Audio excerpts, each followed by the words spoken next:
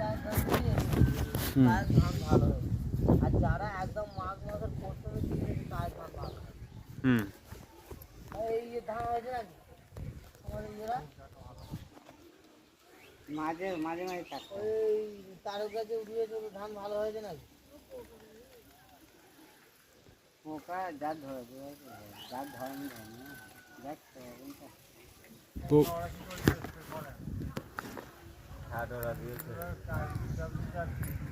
দিনে দিনে পোকা বেড়ে যাচ্ছে নাকি?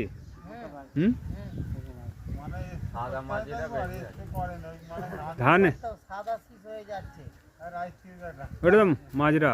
তখন না, হ্যাঁ তখন নাবিতে রুই টুম্বারে আবার এখনো ধান কাটা হচ্ছে এখনো ধান চলে গেছে।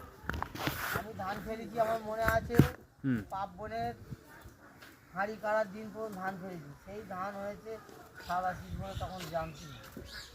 হ্যাঁ সেই ধান নাবি ছিল কি আসবে তাহলে ধান ভালো হয়েছে, কিন্তু এখন কেন যে সাদা শীষটা হয় এটাই হচ্ছে সমস্যা।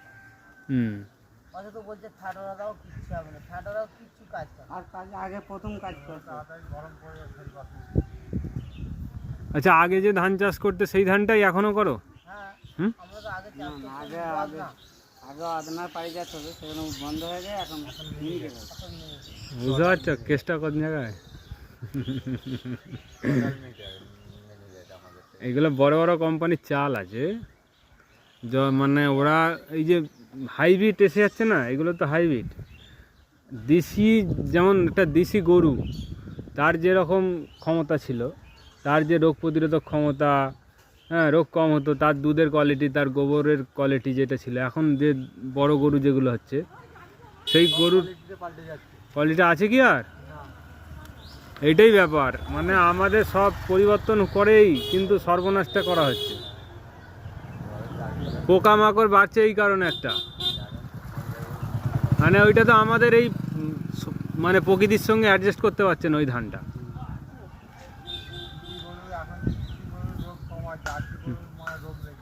হ্যাঁ, জার্সি গরু তো এই ওয়েদারের সঙ্গে ওরা মেকআপ করতে পারে না। দেশি গরু আমাদের এই গরমে থাকবে, তাপে থাকবে, ওদের কোনো ব্যাপার নেই, চান না করলেও চলবে। ঠিক আছে, এই ব্যাপার এইখানে একটা বড় কারণ। আর একটা হচ্ছে তোমার এমনি যখনই স্প্রে শুরু হয়ে যাবে একবার কোনো জায়গায়, সেখানে দিনে দিনে পোকা বাড়বে। কারণ কি বলো তো, সেখানে আমরা যে স্প্রেগুলো করছি সেগুলো তোমার দুরকম পোকাকেই মেরে দেয়, ভালোকেও মারে খারাপকেও মারে। তোমার প্রকৃতিতে সব রকম আছে, একটা ভালো মানুষও থাকে খারাপও মানুষও থাকে, তো একটা ব্যালেন্স আছে না। যখন প্রকৃতিতে তোমার ব্যালেন্স নষ্ট হয়ে যাবে তখন খারাপের প্রভাব বাড়বে। এখন সেটাই হয়েছে, কেমিক্যাল দিয়ে আমরা ভালোকেও মেরে দিচ্ছি। ঠিক আছে, তারপরে তুমি যে কেমিক্যাল সার দিচ্ছ বেশি কম বেশি হয়ে যাচ্ছে, কোনো সময় নাইট্রোজেন বেশি দিয়ে দিচ্ছ, তো যখনই সারের পরিমাণ কম বেশি করে ফেলবে তখনই পোকামাকড় বেশি অ্যাটাক করবে। মাটিতে ক্যালসিয়াম নেই, জৈব উপাদান কমে গেছে, খোল ফল দেয় না, এখন কেউ গোবর দেয় না, তো মাটিতে যখনই জৈব উপাদান কমবে গাছের সঠিক খাবার থাকবে না, তাকে রোগ পোকা তো অ্যাটাক করবেই। ঠিক আছে, এই জন্যই চাষের পদ্ধতি নেই বলেই আজকে এই অবস্থা আমাদের, আর খরচটা বেড়ে গেছে দিনে দিনে। সেটাও গেল, এই তোমার বলছে এই রাসায়নিক সার ব্যবহার করলে খারাপ, এই সারগুলো ব্যবহার করতে হবে। এই সারগুলো দেখছি রাসায়নিক সারের থেকে তার দাম নেই, কী করে লোক ভরসা করে লোক দেবে? না, এইটাই তো আমরা সেই কোম্পানির দিকেই ছুটছি। কিন্তু আমার যদি বাড়িতে একটা গরু থাকে, একটা দেশি গরু যদি থাকে, সে যদি গোবর গোমূত্র দেয়, সেই গোবর গোমূত্রকে কাজে লাগালে আমার চাষ করা সম্ভব। অনেক পদ্ধতি আছে, এগুলো সরকারি লেভেলে কোনো দিন শিখিয়েছে কিংবা কোনো দিন গেছো কোনো অনুষ্ঠানে বলে এইগুলো? আছে তো বলে, এই কোয়াবাড়ি আমাদের যখন হয় তখন আমাদের জৈব সার ব্যবহার করা, 10 বিঘে জমি চাষ করছে, 10 কাঠা দিয়ে দেখো থাকবে, সেই তো কোম্পানির দিকেই তোমাকে ফেলছে, তোমাকে তো খরচই বাড়ানোর চিন্তা তাদেরও। কিন্তু তুমি যদি গ্রামে থাকো, তোমার তো একটা গরুও থাকতে পারে, একটা তুমি হেলে গরুও রাখো না বাড়িতে, তার গোবর গোমূত্রকে যদি কাজে লাগাও, হ্যাঁ জীবামৃত আছে, ঘন জীবামৃত আছে, যেগুলো জীবাণু সার, ওটা 2-3 বছর কন্টিনিউ যদি দিতে থাকে জমিতে, সেই জমির পরিবর্তন হবে আস্তে আস্তে। কারণ ওই মানে গোবর অন্য জায়গায় দেয়। হ্যাঁ, তোমাদের এদিকে গরু আছে না নেই? এখন গরু কমে গেছে সব। হ্যাঁ,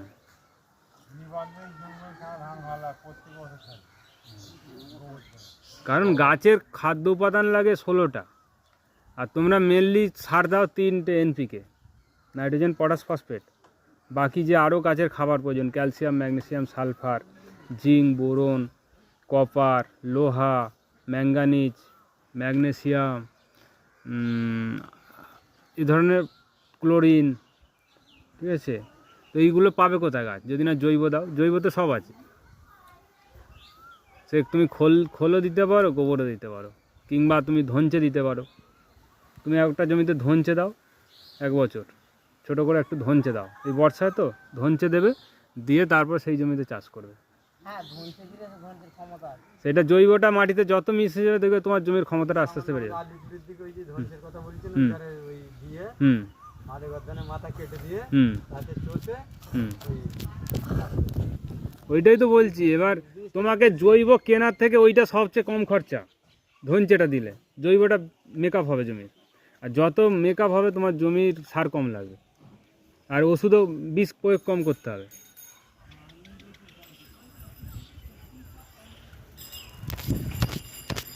দেশি গরুকে আমরা যত দূরে সরিয়ে দেবো ততই চাষ দিনে দিনে খারাপ হবে। এমনকি গোমূত্র যদি কেউ 1 লিটারের সঙ্গে 6 লিটার মিক্স করে স্প্রে করে, তার পোকামাকড়ের কাজ হবে। ওর সঙ্গে একটু যদি নিম পাতা পচিয়ে দেয়, তামাক পাতা একটু দিয়ে দেয়, সেটা একটা তোমার মাজরার ওষুধের কাজ হয়ে যাবে। রসুন, লঙ্কা, এগুলো ওষুধ তৈরি করা যায়। এসবগুলো বাড়িতে করলে তোমার জৈব হলো, এবং এটা কোনো প্রকৃতির কোনো খারাপ মানে যে তোমার উপকারী বন্ধু পোকা তাকে মারবে না, শুধু ওই মাজরা পোকারই কাজ হবে, ওকেই মারবে। খরচও কম, তোমার নিম পাতা পেয়ে যাবে, তামাক পাতা পেয়ে যাবে, লঙ্কা রসুনও পেয়ে যাবে। 10 লিটার ওষুধ করতে তোমার কত, হার্ডলি 1 কিলো নিম পাতা লাগবে, ডাল সমেত। থেঁতো করবে ওটাকে, আর 1 মাস পচাবে গোমূত্রের সঙ্গে, 10 লিটার গোমূত্রের সঙ্গে। আর ওর সঙ্গে যদি পারো 500 গ্রাম রসুন, 500 গ্রাম লঙ্কা দিয়ে দেবে, আর 500 গ্রাম কি 250 গ্রাম তামাক পাতা, হয়ে যাবে ওটা। 1 মাস পর ওটা ছেঁকে স্প্রে করতে পারবে। তুমি 300 ml করে দিলে হয়ে যাবে, ঠিক আছে? যত জৈব ওষুধ করবে ততই তোমার কাজ হবে।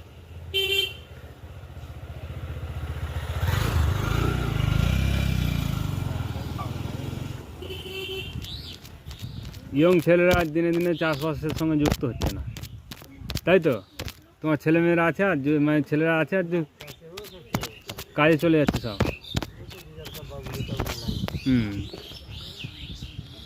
তাহলে চাষবাস বন্ধ হয়ে যাবে নাকি ভবিষ্যতে?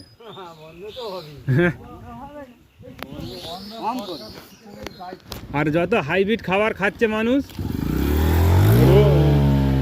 রোগ হবে, আর এইরকম মানে আরও উগ্রতা বাড়বে, তার মধ্যে মেন্টাল ডিসব্যালেন্স হবে, সব কিছু হবে হাইব্রিড যত খাবে মানুষ।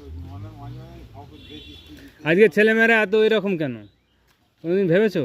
এই ছেলেমেয়েরা এই বাচ্চা থেকে এরকম ছোট থেকেই দেখবে তারা উগ্রতা, তার মধ্যে ছটফট করছে, কোনো ধীর স্থির নয়। বেশিরভাগই তো এখন বাড়িতেই, পড়াশোনায় মন নেই, তো খাদ্যটাই তো গণ্ডগোল এখন। মোবাইল আছে তার সঙ্গে,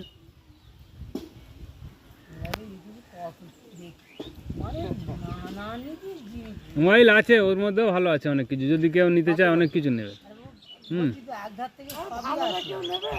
ভালো না, যারা নেওয়ার তারা নেবে, যারা খারাপটা নেবে। আমরা এইসব অনেক কিছু শিখেছি এইখান থেকে, মোবাইল থেকে। এই যে ওষুধ তৈরি বলে, এই যে বললাম, এইসবগুলো অনেক কিছুই মোবাইল থেকে জানা। অনেক কিছু করে, অনেক লাইন দেখ তো, মানে এতে আছে কিছু করা যেতে পারে জীবনে।